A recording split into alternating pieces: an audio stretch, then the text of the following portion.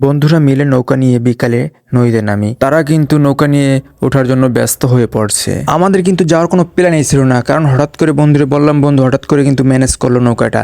তারপরে কিন্তু আমরা নদীতে যাই ভ্রমণে। বেশি লোক উঠলে সমস্যা, কারণ হলো নৌকা ছোট, মানুষজন যদি বেশি হয় তাহলে রাগ হবেই। যার যার এই নৌকা তাই সে তো রাগ করবেই। তার জন্য কিন্তু আমি সামনে দিয়ে কিন্তু উঠি, কারণ হলো যেন সে না দেখে।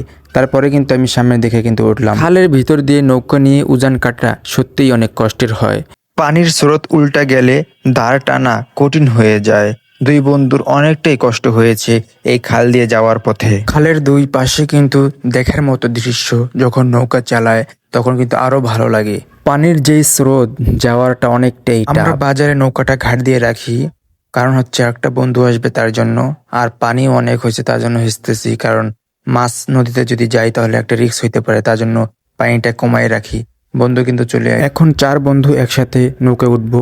ওঠার পরে কিন্তু নৌকা আমরা এখান থেকে ছেড়ে দেবো, কারণ হচ্ছে সময়ও নাই হাতে। নৌকা নিয়ে নদীতে যাওয়ার পরে সব কষ্ট ভুলে গেলাম। চারোদিকে পানি আর ঢেউয়ের খেলা দেখার মতন, মনটাও ফুরফুরে হয়ে গেল।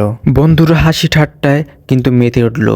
আমিও কিন্তু রাগ করলাম না, বন্ধুরাও কিন্তু রাগ করলো না। নিজেদের মতো করে কিন্তু তারা গান গাচ্ছে, হাসতেছে। পরে আমরা পৌঁছলাম মাছ নদীতে। তখন পানি অনেক টলমল করছিল। হঠাৎ ঢেউয়ের কবলে পড়ে নৌকা দুলতে শুরু করলো।